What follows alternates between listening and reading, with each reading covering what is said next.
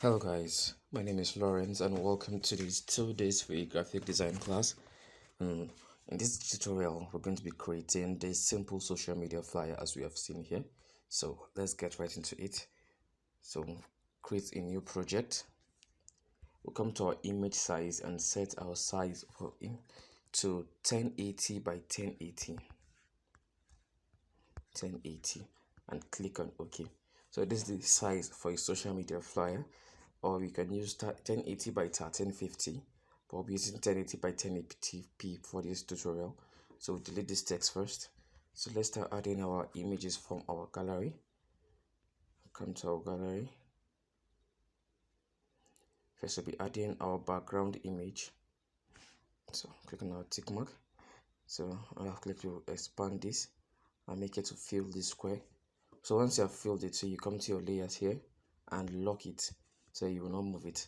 So when you're done, be adding the next one. Come and add this. So click on our tick mark, or you can choose to zoom in to eliminate this black part of this design.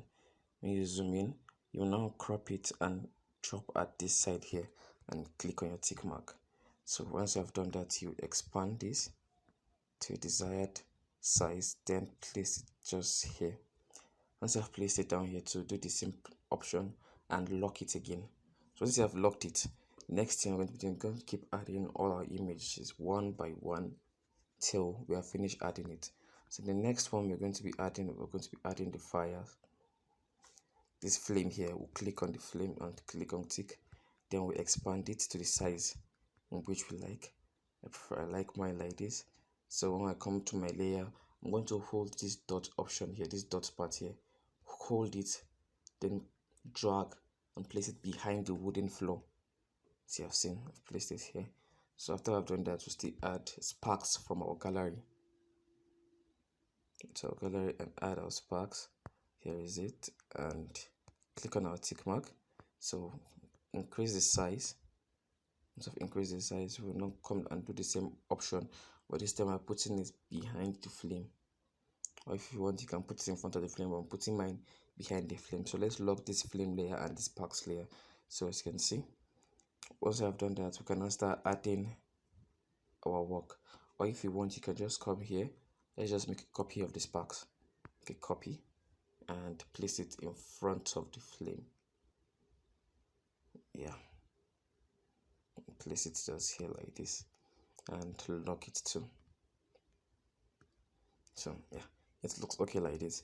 So next we'll be adding our images of our burger. So this is the burger we're using. So click on our tick mark to place it. So reduce the size first and drop it here. So let's lock this first. We're going to be adding our shadow so that it will look as if this burger is actually on the wooden floor that we added. So come here, come to shapes and come to circle. So once I've created the circle, I'm going to come here and choose gradient. But before that, let's click on our tick mark first. Under this our options tool here, this center one here, come to this end place and look for 3D rotate. So we have to make it look as if it is actually the shadow. So we'll rotate the x-axis, don't touch the y-axis, we don't need that to be touched.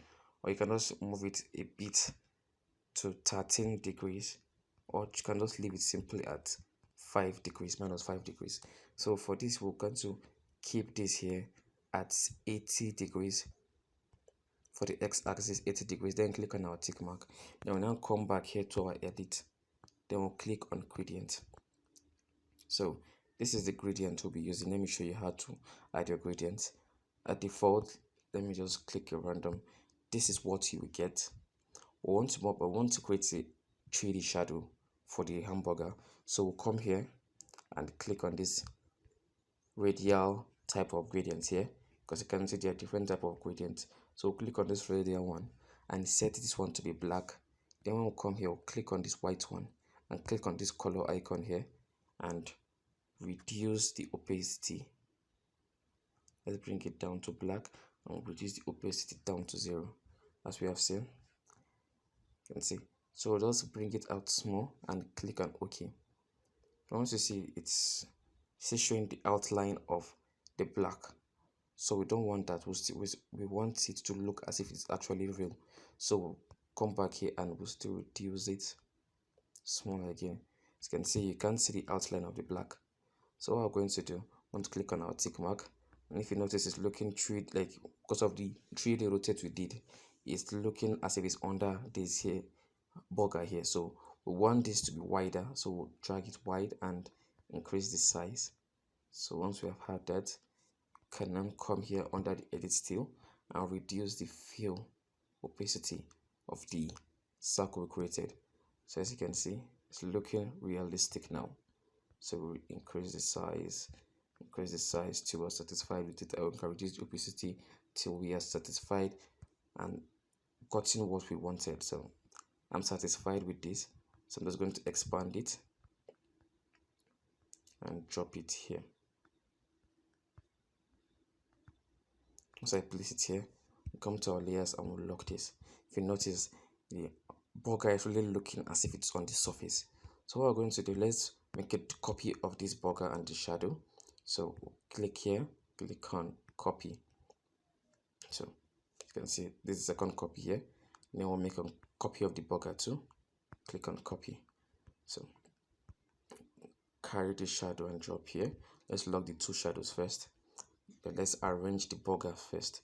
So place one burger here.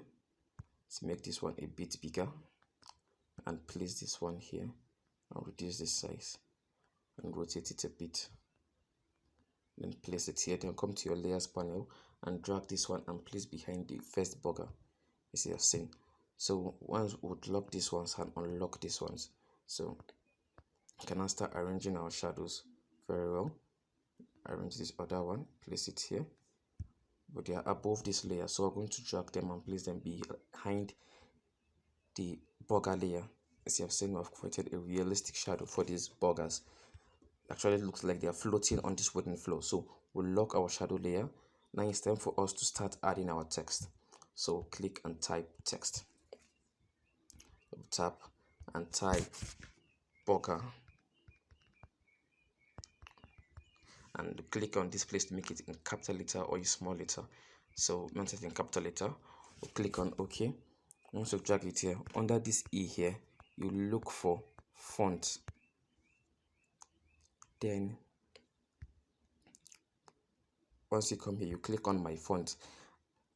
I've sent a tutorial. I'll be sending a tutorial video on how to install your font, your custom font in Pixellab. So once you come down here, you use the Hey August font and click on OK. So as you can see, this is the font here. So we increase the size of the burger text and make it the size we want. So I'm okay with this size when I place it here. So come to my layers and I will lock it too. So I'll now make a copy of it and edit it. So delete and type hot and delicious. So once we've done that, we'll click on OK and we'll reduce the size. Can either reduce the size by dragging it here. We can come here under this A and see text size, and we can see how to reduce the size we want. So click on our tick mark and change the color to a red color. Yeah, so click and drag here to make it contain. We don't want the text like this or like this. We want it on a single line.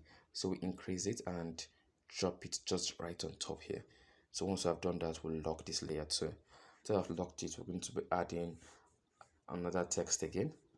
Double tap and type 24/7 and click on enter to enter the next line and type our delivery, and yeah, click on OK.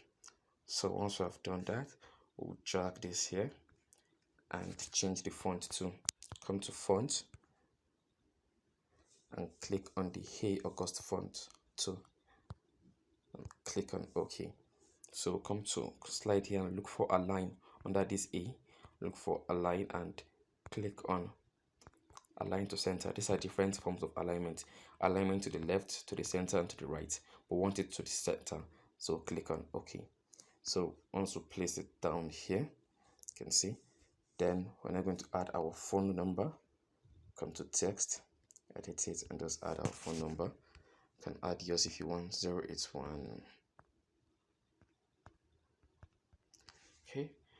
Then we'll click on OK. And we'll still come to our font and change our font. This time we're going to be using a Montserrat font. I'm going to send the font and link it for you guys in the description. So once you have done that, you come here, come to and select Montserrat bold and click on OK. Once we have done that, we'll place this here. But let's zoom into our work so that we can align our things and items very well. So we'll click on this zoom icon and use our two fingers to pan and zoom in for our work. So once I've done that, we can reduce the size and place it just here. We'll add another text. Just simply let's make a copy of this. To maintain the font, instead of going to change the font again, click on copy and we'll double tap and edit and change it to call for delivery and make it in capital letter. Click on OK. So once you have done that, you can now come and change our color. Change it to a black fill. If you want a red fill, try and look for the color that will be compatible with your background. Then just choose random colors. So look for a compatible color, but don't go outside your color scheme that you have started using. So you can either use an orange color if you want. You can see, choose your color right, because you can see these ones are barely readable on this wooden floor that we have here. So you can say this one is partially okay. We can use this one, or we can just decide to just use our black color. This one is easier to read, so we can reduce the size and make it wider and drop it down here. Click on our tick mark and we now lock these layers. So once I've locked it, come in. Let's bring this down a little. Let's come here to position and bring it down. Let's reduce this a bit. Take it up and bring it to the right and a little bit, and yeah, it's okay. Then we can now lock it back. Then let's zoom out. Let's see our design is starting to take shape. So next we add in our logo's name. So let's go to the top part here and type a text. Let's come to our layers first and make a copy of this hot and delicious text, because this is the font we'll be using. So edit it, delete, and type Thunderbite. Thunderbite, and click on OK. So this is the name of the company, our food company. So place this here. So now we're just going to be adding a simple shape to act as our logo. So let's come here and just look for a shape. So let's use this thunder icon here and come here and reduce the size. Reduce the size and place it up here. When you're resizing, be careful when you're resizing. You want to have a perfect shape for your work. So make sure that when you're resizing, you don't tamper with these things. So you don't tamper with any one of them, because you tamper with it, your shape you really looking disoriented or not looking at the equal size that it was originally designed to look like. So once I'm done with that, we'll now come to here, scroll down and add a stroke width. You can see that. Let me change the color for you guys to a white color in here. You can see that now. So we'll reduce it. Let's use the stroke width to make the logo look better, not to be looking pointy like this. So let's make it increase a little bit and click on look for and change the color using a bright orange color. And yeah, so okay. Then for the stroke width, we'll be using the lighter orange. Yeah, click on our tick mark. Once we have done that, let's just zoom in a little bit and drag this and reduce the size and place it just here. We can increase it. Then we'll lock this layer. Then for this one, let's increase it a bit and place it here. So let's zoom out. As you have seen, this is our work. So you can notice that this color for this top part is not really going well, but it's a darker color. You can come here to your edit, come to your color and change the color to a brighter orange color. So click on this one or this one. let's use this brighter one and click on our tick mark and see it's very readable for the audience. So next we're going to be adding our tag price. So click on text and just type 50%. 50%, go to the next line and type off and click OK. Change the font to our same Hey August font. Come under font, change it to Hey August and click on OK. Once we have that, let's just place it here for a while. Then we'll come to our shapes. Once we come to our shapes, we're using this shape here, this shape. So once I've done that, we'll just change the color to a bright orange color. Let's use this orange and click on our tick mark. So we'll resize this and place it just here. Then we can zoom in. For that, let's drag this our text here. So we'll come here and zoom into this side so that we can make changes to it. So we'll come to our layers and place this behind our 50% off right up and increase the size of it. So reduce the size, place it here, then come and get this here and come back to this side, then place it here. Now you come to our text size and increase the text size. So once we are satisfied with the size, we can now drop it here. Let's double tap it. When you're working on size, you can click on text size and see.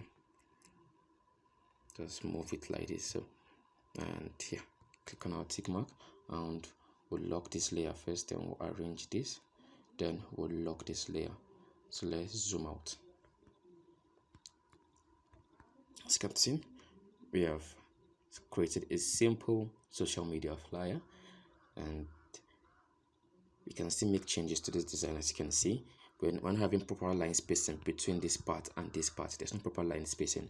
So when you zoom in a little bit, come here, come to this layer, unlock it, click on this, then come to, you see here, you see line spacing here. So you can just reduce it, you can just, as you can see, to make it closer or make it farther apart. So I'm going to make it closer. Click on my tick mark and bring it down a little bit here. Then move to the other side. Come to my layers, unlock the two of them too again. Then we can now resize and arrange them very well. So we can unlock all of them back again. So let's zoom out. If you want, you can save your project, save it as a project or save it as an image. When I'm saving it as an image, when you come here, you click on JPEG. You click on JPEG, make sure to set it to ultra, because if you're exporting it and the resolution that was given, the 1080 by 1080 that we saw, it should not be clear. So when you click on ultra, you get the original resolution and clarity from your image. When you're done, you just click save to gallery, and that's all. Very simple. So this is the end of the tutorial, and I'll see you guys in the next one. Bye.